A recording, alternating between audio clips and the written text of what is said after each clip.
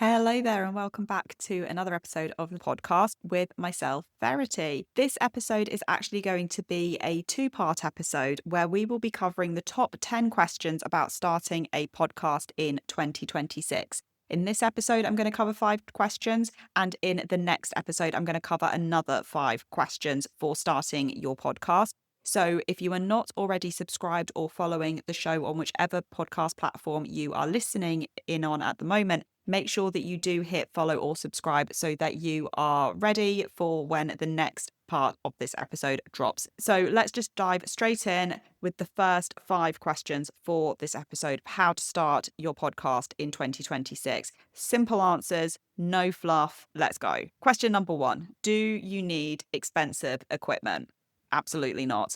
I podcast very, very cheaply. I have done a podcast episode previously as to the total costs of my podcast. If you are curious, you can go back to episode 103, where I talk about how I cut my podcasting costs by 65% and how I podcast on the cheap effectively.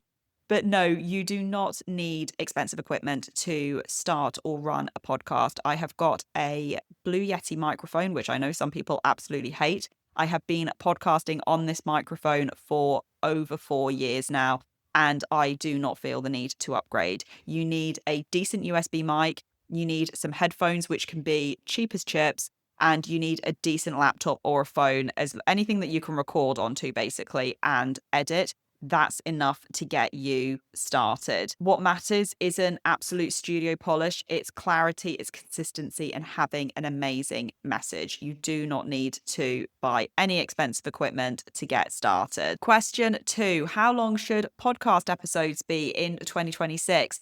And this is a great question. In episode 12 of this podcast, we covered the ideal podcast episode length. And if you would like to go back to that, I'll have that linked down in the show notes below. But to summarize that entire episode, there is no must length or there's no ideal length. It is whatever fits your particular show, you as a podcast host, and also what your audience wants or needs from your show. So there's going to be some podcasts where 5-minute episodes are ideal. Some 30 to 40 minutes episodes are going to be perfect, and others where they're going to go for nearly 2 hours, and that is also perfect. It is completely up to you. It's also about what's sustainable for you and what you enjoy. Question 3: do you need video? Oh, this is so contentious. Do you need to have video with your podcast? So many people are going to be screaming listening to this episode and going, yes, Verity, you have to have video with your podcast going into 2026.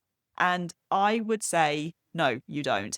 If you want to use video, go for it. If you don't want to use video for whatever reason, you do not have to. We know that video helps if your podcast is being published on platforms such as YouTube. It's great to have visual clips for when you're promoting your podcast on social media channels or certain social media channels. But if you don't want to do video, don't stress yourself doing video if you're not interested in that. If you want to do video, great, go for it. If you don't, use this as your permission to keep your podcast audio only. Hint, that's what I do the most of the time. Question number 4: how often should you produce podcast episodes? And the answer to this, I would say, as often as you realistically can maintain. So if you want to do a daily show, go for it if that is sustainable to you. If that puts the fear of God in you and you think, I can't produce more than 1 episode every 2 weeks, go for that as well.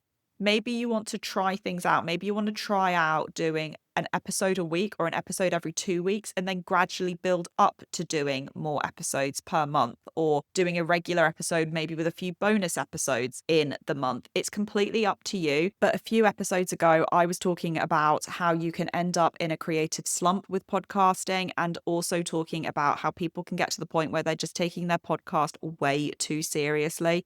And for me, a lot of the reasons why people either take their podcast way too seriously or they end up in these creative slumps is because of their posting schedule, and this schedule that they get into their minds of, I have to be posting every week or every fortnight or every day or whatever that looks like. Don't force a schedule if it's not working for you, because you need to have that consistency. True, but consistency could be every 2 weeks. It could be once a month. As long as you're enjoying what you do, that's going to show more through through your content, because nobody wants to sit and listen to a podcast where the host just sounds forced and the content is clearly not enjoyable to make. Question number 5, do I need social media to grow?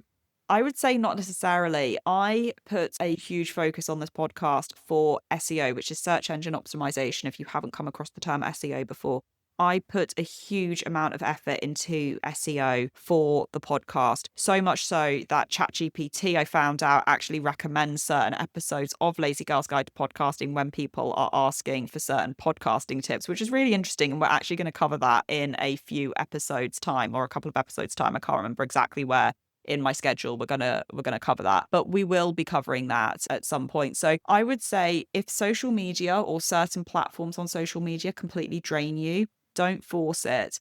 You could have a blog, you could have an SEO strategy, you could use word of mouth. Depending on your podcast, it might be that you promote to community spaces where you are physically present. It might be that you promote in newsletters. What I would say is don't spread yourself too thin, and make sure that the platforms, if you do choose to use social media, the platforms that you choose, you enjoy showing up on. So I'll give you the example that back when I first started this show, I was promoting it quite heavily on TikTok, and I just wasn't really enjoying that. And in episode 63 of this podcast, I was actually really real and reflected on why I was stopping promoting the podcast on TikTok. And a lot of it was because I just wasn't enjoying it anymore. If you want to listen to that episode, I will have it linked down in the show notes. But I would say find the channel or the ways of promoting your podcast that you enjoy and build from that and grow from that.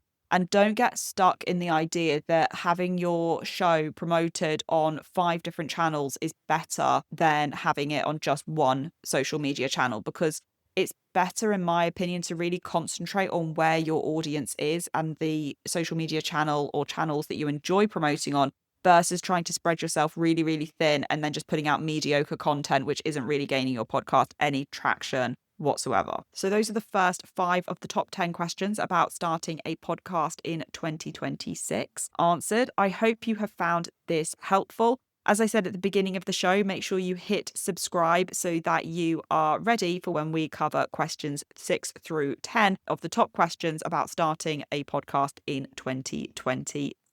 I look forward to seeing you in the next episode.